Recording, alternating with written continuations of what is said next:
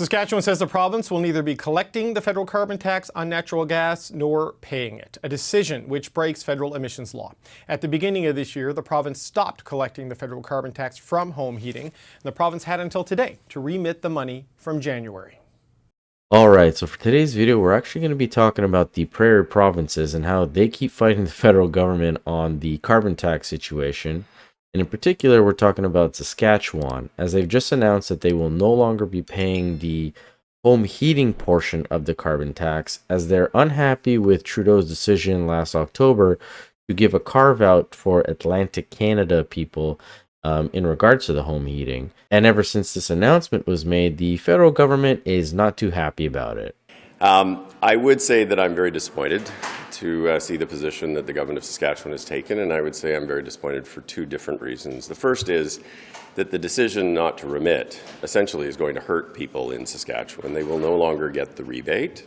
The rebate actually provides more money for most families in Saskatchewan. In fact, I think Minister Duncan actually said that the price on pollution, pulling it off, will save people $400. Well, the rebate this year for a family of four is $1,500, and in rural areas it's $1,800. So from an affordability perspective, they are attacking the people of Saskatchewan in their wallets. Now, this is a talking point that we've heard them bring up multiple times, especially during the House of Commons question periods. However, as we've seen in the chart through many of our other videos, this actually isn't true. When you look at Saskatchewan and how much they're anticipating that they want them to pay, yes, if you look at the fiscal impact only, everybody would be getting a rebate pretty much, except for the high earners. And I would say majority of people, as it says the average income earners in Saskatchewan are about 80,000, fall within the third quintile. However, if you start to add economic impacts with the fiscal impact, like groceries, clothing, gas, heating, all that stuff, you start to see that from that bracket up, people are actually losing money, and it only really benefits the low income people who are making like $55,000 and less. Now, if that is the average in Saskatchewan, then maybe the data is incorrect, but from what I've seen, it says that most people are making around $79,000 to $81,000 a year in Saskatchewan, which again would mean, yeah, they're only losing $80, but this will gradually increase as the years go on that this carbon tax is here. And what's interesting is he even talks about at one point how if they're not collecting money, then they can't give more money back. When if this is the numbers, how is that even possible? Is actually going to stop sending rebates to Saskatchewan residents as of today? Well, we have to work through the mechanics of it, but what I would say is the rebates are paid out based on the collection of funds. If you're not collecting funds, what are you rebating? So Saskatchewan residents should expect to not get their next rebate at this point. Well, I'm still hoping that we will be able to convince the government of Saskatchewan to see the light, to actually act in a manner that is in accordance with the law. But if you're not collecting the money, it's pretty hard to see how you're going to rebate the money. Now, in that same vein, if people aren't paying the tax, then they don't have to really worry about getting the rebate, right? So it kind of works itself out. But his second point here is he kind of harps on the fact that they are breaking the law and how this isn't right. And even none other than our environmental minister, Stephen Guilbeault, came out and said that this was immoral.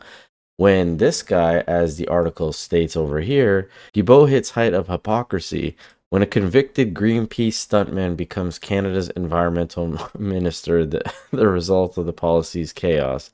And here we have Guilbeault breaking the law, which would be an immoral act, right? But here they are talking about that. The other thing I would say is premiers, just like prime ministers, are responsible for passing laws, and they expect their citizens to abide by those laws. If you do not have that expectation, you have anarchy.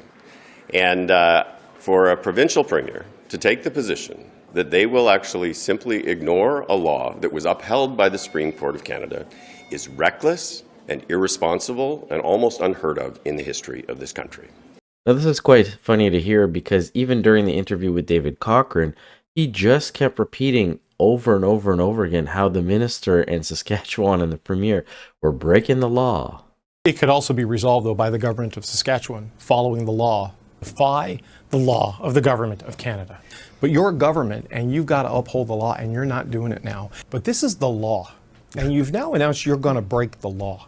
Now, I find it interesting and a little comical that we have Wilkinson, Guilbeault, even Cochrane here talking about how this is immoral, it's unheard of, that they're breaking the law, when all we hear in the news right now is about scandal after scandal after scandal with the Liberals, Trudeau, the legality of all the things that they're involved in with the RCMP, blocking them, etc., etc. Yet they're questioning this guy and his morals and if he thinks that this is okay.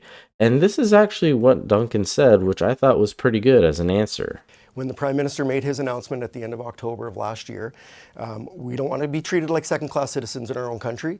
We were opposed to the carbon tax, but we implemented what we had to based under the federal legislation because of the principle that people would be treated equally across the country.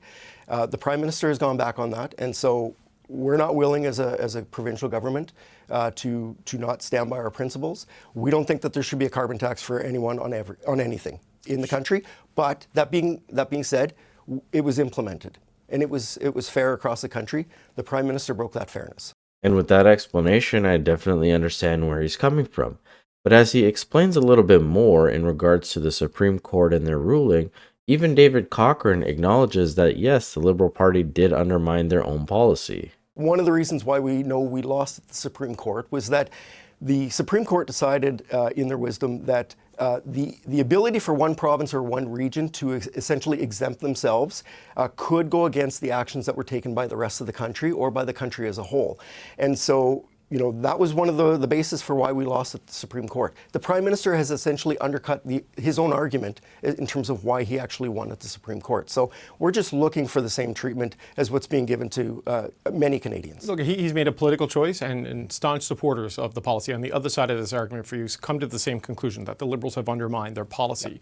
Yet even with this acknowledgement, David is still pushing and peddling the dialogue about you breaking the law, how the federal government has all this power. It could actually take powers away from the province if it wanted to, but it doesn't, which, you know, we can get back to in a second.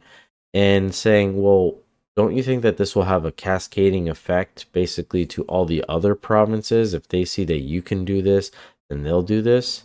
And again, I just want to reiterate, they're still paying the carbon tax. They only have pulled away from the home heating part like Atlantic Canada. But getting back to what Duncan says, he basically tells them, well, this is because of Trudeau, not because of us. And David says, well, why don't you just wait for an election? Right, but you know, there are other premiers who disagree with carbon pricing. They're not prepared to do it this way. I mean, the knock-on effect of a provincial government just blatantly defying federal law.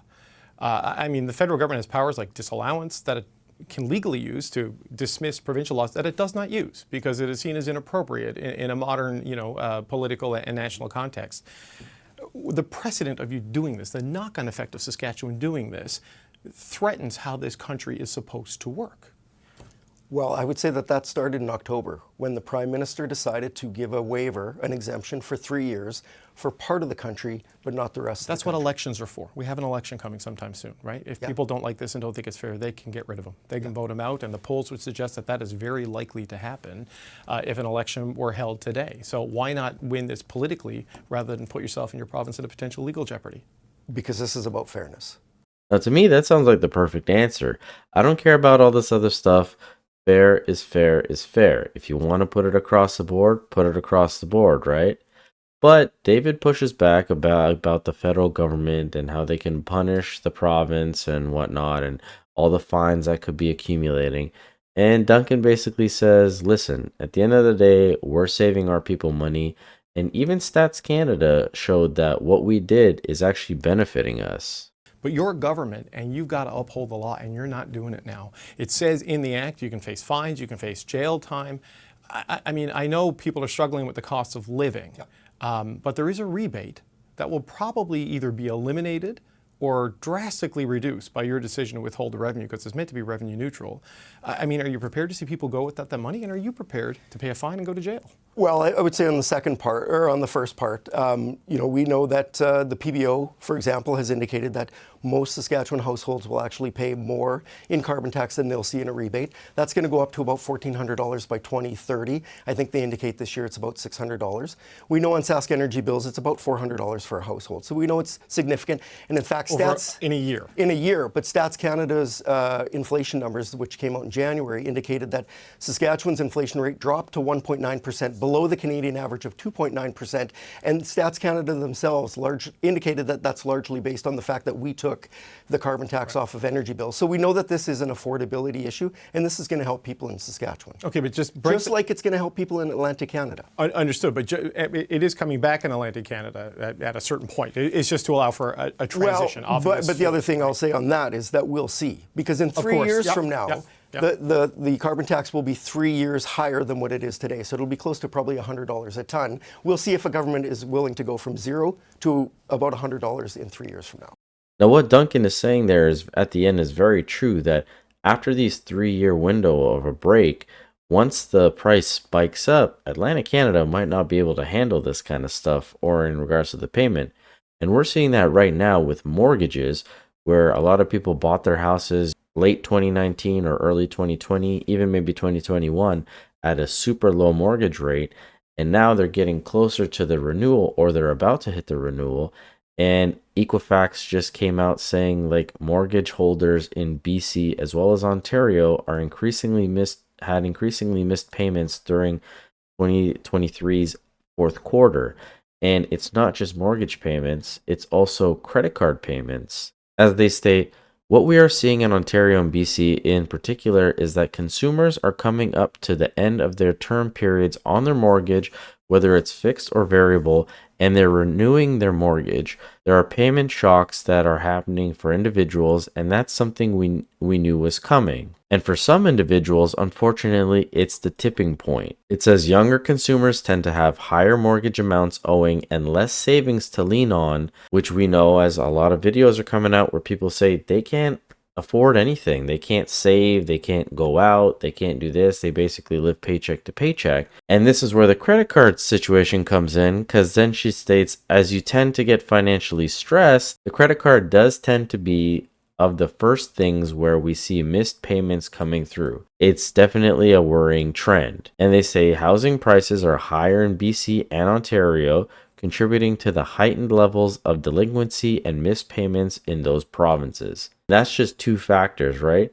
That's credit cards and mortgage. The reason that they're doing credit cards is most likely can't afford groceries, can't buy clothes, can't get gas, can't pay for heating with just their regular jobs. So they got to rely on these other sources. If you can't pay your mortgage, well, there's going to be a lot of bankruptcies next year or this year. And I think that's why you're hearing about people moving to Alberta or Saskatchewan, even to the States and sometimes to Europe, because it's a lot more affordable in those places. But as always, this is just my opinion. I'd love to hear from you guys. Let me know in the comment section below what you guys think about this. Don't forget to hit the subscribe button. And as always, I'll catch you guys on the next one. Thanks so much.